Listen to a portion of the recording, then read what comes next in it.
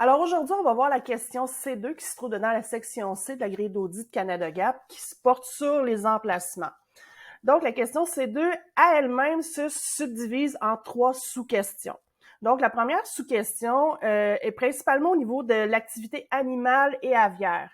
Donc on veut vraiment aller vérifier s'il y a de l'activité anormalement élevée au niveau des animaux et des oiseaux. On pense principalement, par exemple, les chevreuils. Des fois, vraiment, ils développent une habitude de passer toujours à la même place et des fois, ça tombe que c'est dans des champs. Donc, c'est vraiment important de garder l'œil ouvert pour s'assurer qu'il n'y a pas d'activité plus qu'à l'habitude dans les sections de vos champs. Au niveau aviaire, on peut penser, exemple, aux outardes. Des fois, ils viennent se regrouper en grand nombre dans certains champs pendant 4-5 jours, puis après ça, on continue leur migration. Donc ça aussi, ça porte un risque au niveau de la contamination de vos fruits et légumes.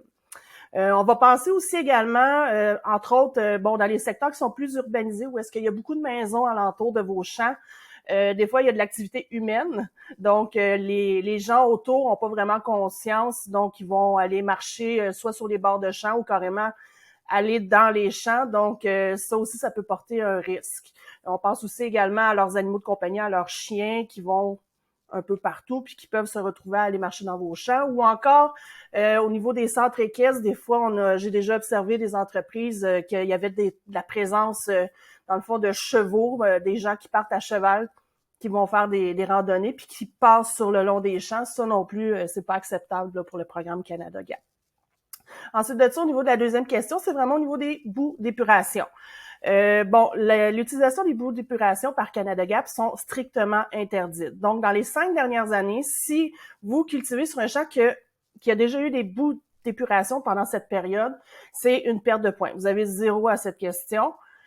Puis, dans le cas d'une option C, où est-ce que vous devez absolument avoir 100% pour obtenir votre certification, ça l'indique que c'est non rattrapable, donc vous perdez votre certification jusqu'à l'année suivante où est-ce que vous allez produire des légumes sur d'autres superficies qui n'auront pas fait l'objet d'une application de bout d'épuration.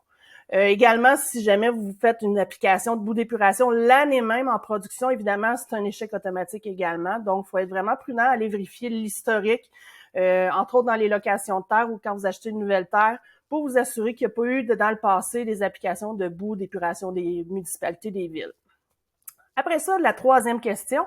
On veut voir si l'évaluation annuelle des sites de production a été faite et consignée au registre. Le registre qui est important dans cette question, c'est le registre V.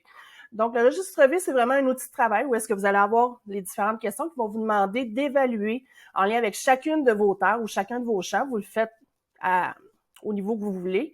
Puis, vous vérifiez si chacun des points soulevés dans le registre V s'applique ou non au site de production en question.